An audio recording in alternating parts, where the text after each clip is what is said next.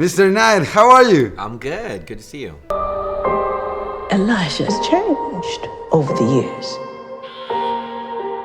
We saw the extra scene in the Split, and now it's real. The dream come true. I know. That's actually a good way to put it. I do feel that way. That it's. I can't believe it happened. Everything had to align at just the right way, and super lucky.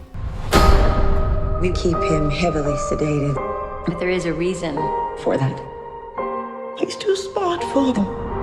When this dream come true in your mind? It was stages. It wasn't. I didn't know it was going to happen, so it happened in stages. I said, let me just go make Split, and I'll go make it the way I made The Visit. Just go make a small movie, and then I was like, well, maybe I'll see if Disney will allow me to use the character of David Dunn at the end and surprise everyone. I didn't put it in. Like when we were making the movie, it was separate. It wasn't in the script, and I just made the movie Split, and then we did a separate small shoot where Bruce came, and in fact, even Universal didn't even know it was in the movie. It was that secret. When I showed Universal the movie, they didn't know it was on there, and so they saw that scene at the end, and they were like, "Wait, how does this work? We don't even own that character." And I was like, "It's all taken care of." It's all You won't be lonely anymore. You have 2 new friends. When you went with Samuel and Bruce, and you told them that you have this idea, what does they say? Well, I did it different ways. Well, Bruce knew because of Split. Yeah. So I said, hey, look, let's do this thing. Just do me this favor and do this one scene, and then let's see what happens. And he was like, absolutely, because he wanted to make the sequel forever. Yeah. And then Sam, after I made Split, I showed him the movie. And I showed him, I didn't tell him anything about it. And then he came out, he's like, are we making this movie? And I'm like, yep, we're gonna make this movie. The 3 of you think you have extraordinary gifts, like something out of a comic book. And we have the opportunity to watch the first minutes. Yeah. And there's the big fight between 2, in every single way, strong characters. How did you build that scene? That scene that you saw today was, my version of an action scene. And by that I mean I think there's 27 shots in that scene. I've shot only those shots. There's no other cameras. That's exactly how I did it. That shot ties to this shot, ties to that shot for the entire sequence. And it's very hard to do. It's very hard to do. It's basically to make it like a thriller, make it like a Hitchcockian suspense action scene. What is the scariest way to do it? What's the suspenseful? What makes it so you can't see what you're actually wanting to see, and let your imagination fill in the rest? I've developed an effective treatment for this disorder. The light will force a different identity to take over. Por favor, señora. And this movie talks about the superhumans in the real world. Yeah. How did you take that idea? Well, I'm very fascinated by the things in this movie, like osteogenesis imperfecta, the idea of bones that are very, very brittle, and they break. So then the opposite must be true. So somebody somewhere, there's some construction worker who fell off the 2nd story and got up and went, God, that was lucky, and that's it. Then they don't know that their bones don't break.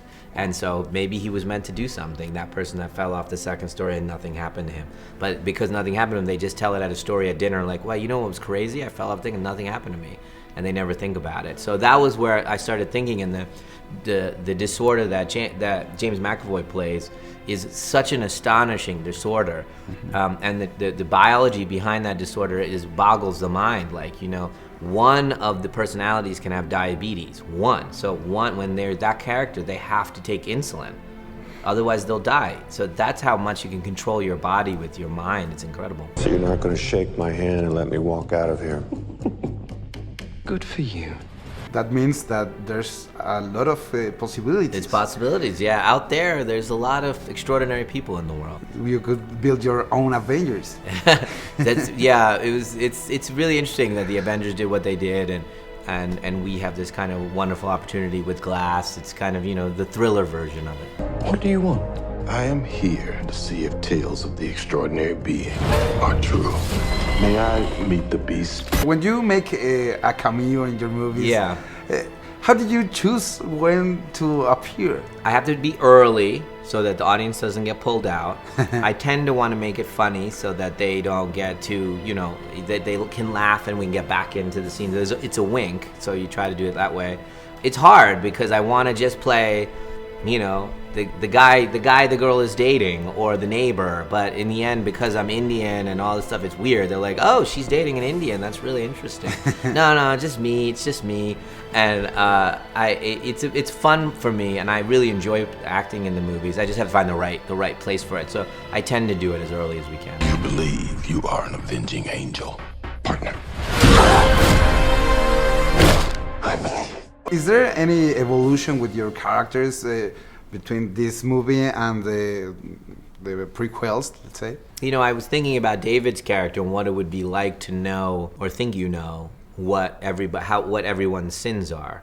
That would be a very kind of sad existence, that, you know, you would tend to not go out. You would tend not to want to be in crowds and all, because you don't want to feel the things that everybody does, you know? So you would start to have this weird kind of darkness about you. David Dunn, the only person to survive that train wreck all those years ago. You think you have superpowers. What are your dreams with the future of this new franchise? You know, for me, this is the end of that story. So, you know, I think I have other stories I want to tell, and, you know, I'm basically an original filmmaker. That's my bread and butter, and that's what I really enjoy. My name is Patricia. I have no question. There are 24 identities. I'm Mary Reynolds. You always talk about the horror in the real people, right?